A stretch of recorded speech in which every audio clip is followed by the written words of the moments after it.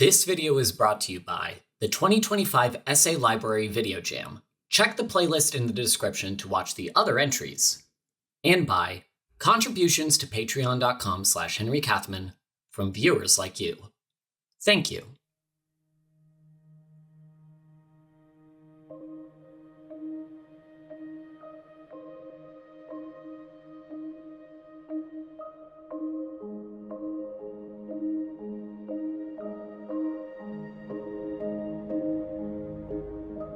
Like most forms of storytelling, the art of filmmaking is often compared to a perilous journey. A journey filled with obstacles of all sorts, points where one may decide to turn back to the realms of safety, and in many cases, one that many artists fail to complete.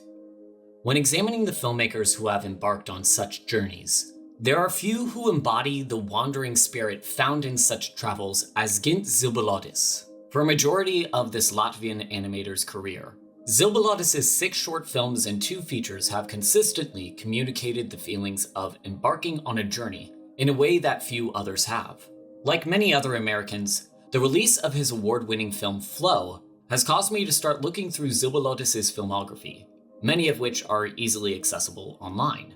In doing this, those that peek through the annals of Gints' 15-year career in animation will see a rare example of someone who could accurately call themselves an auteur. With the exception of his most recent film, Zilbalodis has acted as the primary writer, animator, director, and editor for all of his previous films, which provides a rare instance where one can chart the ways he has grown and evolved with each new creation. Case in point, Aqua, his second short film, will ring somewhat familiar to anyone who has recently seen Flow. A cat is stranded amongst a flooded world, initially struggles to survive, finds a boat, befriends a bird, and slowly begins to fend for themselves in this aquatic world. Though if you examine the rest of Zilbalodis' work, you'll see how he walks certain paths on his artistic journey time and time again. Of these artistic staples, perhaps the most noticeable is the persistent silence that encompasses these stories. All of Gints' films are told without dialogue. In some films, it's the result of the character's isolation, others it stems from the characters all being animals. In the case of his 5th film, Inaudible, the silence is an explicit illustration of the protagonist's struggle with sudden hearing loss. For many filmmakers, the reticence to include dialogue would be seen as a major limitation to their storytelling. Though as he laid out in an interview with The Hollywood Reporter, Zilbalodis sees this as an area of comfort, as telling a story without dialogue necessitates more effective use of the other tools of cinema, such as the editing, the music, and, most apparent to me, the camera. From his very first film, Rush, there is a sense of realism that is oftentimes communicated in Gints' cinematography. Shots are filtered through a noticeable amount of noise, the lighting sometimes leaves the subjects overexposed, and action can sometimes be hard to follow, as the camera mimics the jerkiness and unfocused qualities found in handheld shots. Were it to occur in live action, the camera work might be dismissed as the result of amateur filmmaking, though such instability cannot be added into animation without deliberate thought, resulting in animated films that call attention to their animated nature in order to emphasize the precarity of each character's journey. Oftentimes, the journeys depicted in these films are made precarious by the natural world. In Flow and Aqua, it's a flood that evokes biblical comparisons. In his 3rd film, Priorities, it is a deadly storm that has caused a young man to crash on a deserted island and plan an escape. Zilbalodis' 6th short, Oasis, which would later serve as the precursor for his feature debut, Away, the dangers of nature are made manifest by a mysterious shadow giant that brings death to all of those who are engulfed by it, forcing a boy to desperately navigate the lengths of an island on a motorbike.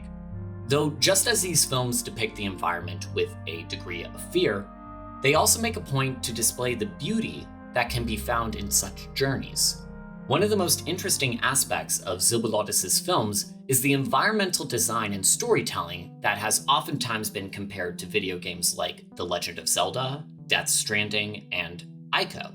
Indeed, Zilbalodis has cited the works of Fumito Ueda as a particular influence on his films, though I think these comparisons also stem from the ways that, like many video games, these films communicate much of their stories in how the characters interact with the world. The boy in Oasis and Away must drive through a series of stone gates to get back to civilization. The man in Priorities must build a raft to brave the ocean waves.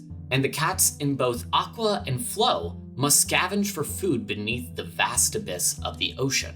These challenges of navigation, crafting, and resource management would feel right at home in many games, though all of them act in service to one of the most pervasive themes in Zilbalodis' work: isolation. Whether they be animals or humans, the protagonists of these films often have to struggle with a degree of isolation. Many find themselves journeying alone as a result of those aforementioned disasters, though in the case of Inaudible and Rush, their protagonists find themselves isolated because they can't connect with others. Rush, with its protagonist missing a bus while dodging the inhumane glows of Russian car headlights, Inaudible showing the musician's anguish at seeing others create beautiful music but never hearing it for himself. With the instability found in this loneliness, one could easily read this isolation as a reflection of Zilbalodis' perspective on the filmmaking process, his artistic journey being a lonely struggle being braved in service of creating great art, though this is where I would want to push back on such readings. It's easy to look at filmmakers like Zilbalodis and see their journeys in an individualistic light, a reinforcement of the Hitchcockian sentiment that, quote, "In feature film, the director is God." As tempting as it is to fall into auteur-driven readings of the work, doing so often acts at the detriment of the art itself. When Away was released in 2019, many of the reviews would oftentimes fixate on the inspirational feat of Zilbalodis working alone to create this film for 3 years, with some reviews emphasizing the technical achievement of creating the film more than the film itself. As impressive a feat it might have been, it only served to highlight the places where the solitary journey of its creation is apparent. This is perhaps best seen in Callie Patch's review for the film for Set the Tape, where she points to the half-baked quality of the animation in certain parts of the film. Quote, "Movements are very stiff and unnatural when the boys' reserved animations call for something a little greater. There is simultaneously too much and too little weight to skipping and jumping, and facial expressions, very rarely but just enough worthy to be noting, can look pretty goofy." And this is a sentiment that I can largely agree with for a majority of these films. While it's clear that Zilbalodis is a talented filmmaker, embarking on the artistic journey alone can cause the art to become diluted by a person's singular perception of the world. Though, interestingly, even in the films that can be seen as especially isolated, a path that Gints routinely visits are plots that center on the protagonist being joined by an unlikely companion. In Priorities, the young man is joined by a dog that constantly distracts him from his escape attempts. The boy of Oasis and Away is joined by a small yellow bird that he helps nurse back to health, and is ultimately saved by it once it learns to fly. One entry in Gints' filmography that I've neglected to mention up to this point was his fourth film, Followers, which sees an escaped bank robber encountering a young runaway, and the two helping each other in unexpected ways. And while the cats of Aqua and Flow are similarly protected by a bird, the latter movie sees the two also joined by a Labrador, a capybara, and a ring-tailed lemur. According to Zilbalodis, much of Flow's story was inspired by his desire to revisit the premise of Aqua, but in a way that reflects the ways that he is no longer working alone. For the first time in his career, Zilbalodis was working with multiple people like co-screenwriter Matis Kaza, director of animation Leosili Pelissier, and a dozen other collaborators through the Studio Dream, Carbone 14, Studio L'Equipe, Well Studio, Take 5, and Sacre Bleu Productions. For someone who had spent his 15-year filmmaking journey mostly alone, Gints often describes how the story of the cat learning to work with the other animals was a metaphor for him learning to collaborate with other artists. If you are someone who has worked alone for so long, it can be hard to acknowledge the impact other people can have on your creative works. As artists, we are often sold this idea that art can only be created when one is suffering, that art must be primarily about communicating your singular vision to the world. And I would be a major hypocrite if I said that I haven't leaned into that mindset in some of my videos. Though not only has the worship of the singular genius given way to so many such artists using that veneration to excuse their callous disregard of others, it has made many artists seeking such worship miserable when they can't attain it themselves. I don't think it's much of a stretch to point out that the films with the most downer endings are Rush and Inaudible, two films where the protagonists are at their most isolated and likewise suffer the most. I also don't think it's a coincidence that Zilbalodis' work has only now gained the wider recognition that it has, now that he has people that can help him tell these stories.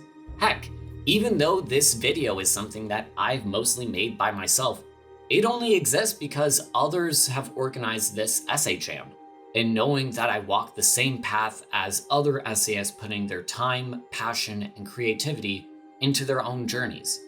All of this serves as a reminder that with filmmaking or any other kind of art, yes, the artistic journey can be a perilous trek filled with obstacles, frustrations, and danger, but it doesn't have to be a journey traveled alone. So, with whatever you make on your own journeys, let us remember sometimes that even the most insurmountable obstacles can still be navigated when people lend each other a hand. Thank you for watching. Best wishes and happy journeys.